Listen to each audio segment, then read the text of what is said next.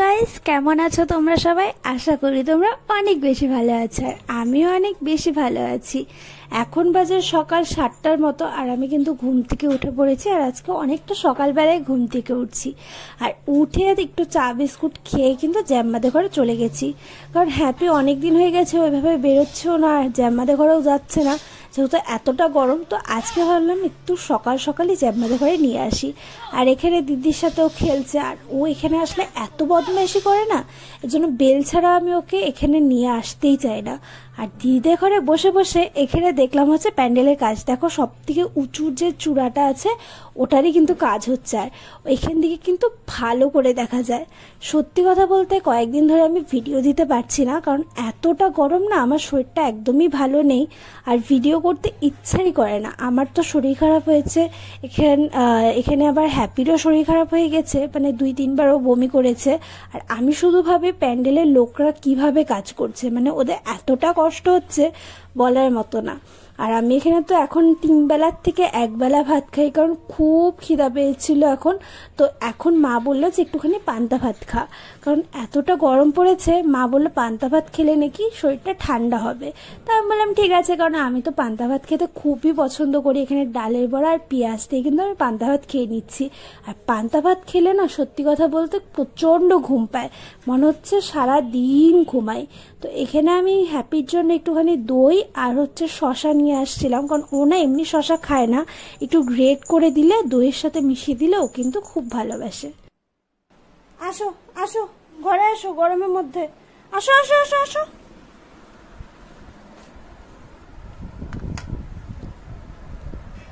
নাও খাও, যাও খাও, যাও।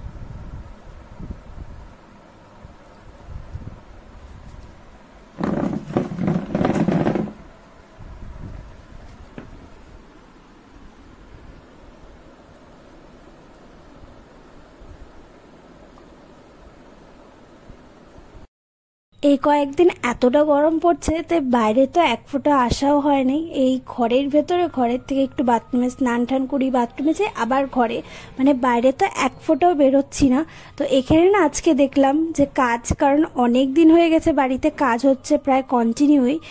তো আমি তো কাজ দেখতে একদম বাইরে আসিও নি, কি কাজ হচ্ছে না কাজ হচ্ছে সেটা খালি বাবার কাছ থেকে শুনি, কারণ দেখি তো এক ফোঁটাও না। আর এখানে দেখো ওয়ালটা কিন্তু হচ্ছে, আর এখানে ড্রেনটাও হয়ে গেছে, আর এই ওয়ালটাও কিন্তু হয়ে যাবে, মানে এখানে হাফ ওয়াল আছে, এটা কিন্তু পুরো ওয়াল হয়ে যাবে, মানে এগুলো সব কাজ হচ্ছে। আর আমি এইটুকু যে টাইমের মধ্যে আসছি, মাত্র 10 মিনিট হয়েছে, আর আমি এতটাই ঘেমে গেছি মানে বলার মতো না।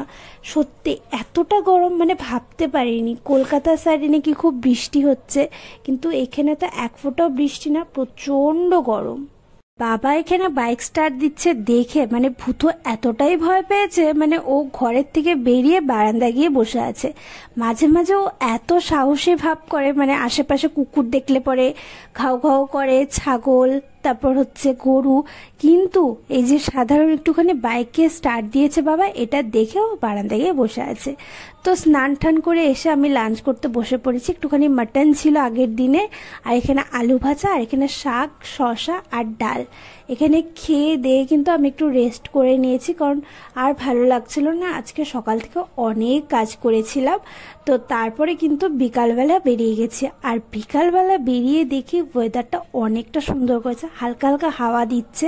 আমি তো বারবার ওয়েদার রিপোর্টে দেখছি যে কবে বৃষ্টি হবে, এখানে কয়েকদিন পর থেকেই দেখছি যে বৃষ্টি হবে। এখানে না বৃষ্টি না হলে আর পারছি না, কারণ কলকাতায় তো দেখছি অনেক বৃষ্টি হচ্ছে, কিন্তু আলিপুরে এতটা গরম, মানে সহ্য করতে পারছি না। মানে এই বছর মনে হয় এতটা গরম পড়ছে।